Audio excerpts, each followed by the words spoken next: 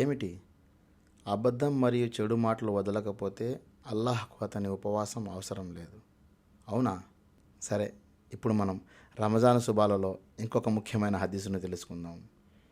అబూ హురైరా రదియల్లాహు అన్హు కథనం ప్రకారం మహాప్రవక్త సల్లల్లాహు అలైహి వసల్లం వారు ఇలా అన్నారు: ఎవరైతే ఉపవాసం ఉండి కూడా అబద్ధం చెప్పడం, దాని ప్రకారం ప్రవర్తించడం మరియు మూర్ఖపు పనులను వదలరో అటువంటి వారు అన్నపానీయాలు మానేయడం అల్లాహ్కు అవసరం లేదు.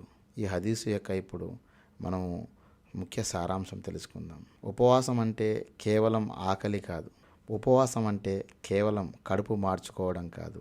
అది నాలుకను అబద్ధాలు మరియు తిట్లు, మనసును చెడు ఆలోచనలు కూడా నియంత్రించుకోవడం. మనము అబద్ధాలు ఆడుతూ ఇతరులను మోసం చేస్తూ ఉపవాసం ఉంటే ఆ ఉపవాసానికి అల్లాహ్ వద్ద ఎటువంటి విలువ లేదు మరియు పుణ్యం కూడా దక్కదు. సోదరులారా, ఈ హదీసు ద్వారా మనము నైతిక శిక్షణ తీసుకోవాలి.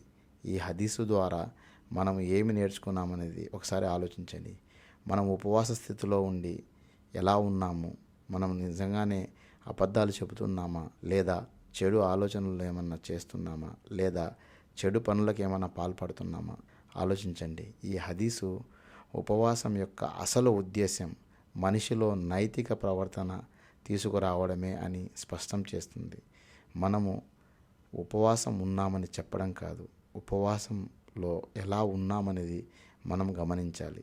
సోదరులారా, అబద్ధాలు ఆడడం, చాడీలు చెప్పడం, వేరే వాళ్ళ గురించి మనం చెడుగా చెప్పడం, చెడుగా ఆలోచించడము, చెడు ప్రవర్తన చేయడము, ఇలాంటివన్నీ రంజాన్ మాసమే కాదు, సాధారణ రోజుల్లో కూడా ఒక మోమిన్ ప్రవర్తన సాధారణంగా ఇలాగే ఉండాలి. ఎప్పటికీ మనము చెడు మాటలు, తర్వాత అబద్ధాలు చెప్పడము ఒకసారి ఆలోచించండి సోదరులారా.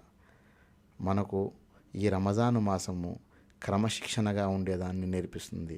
ఈ రమజాను మాసంలో మనం తీసుకున్న శిక్షణ మొత్తం సంవత్సరంలో మోమిన్ ఇలాగే ఉండాలని చెప్పి ప్రయత్నిద్దాము. ముందు నా తరపు నుంచి నేను నా ప్రయత్నాన్ని చేస్తాను, తర్వాత మీరందరూ కూడా ప్రయత్నించండి. ఉపవాస స్థితిలో ఎలా ఉన్నామో సాధారణ రోజుల్లో కూడా మనము ఇలాగే ఉండేదానికి ప్రయత్నిద్దాం.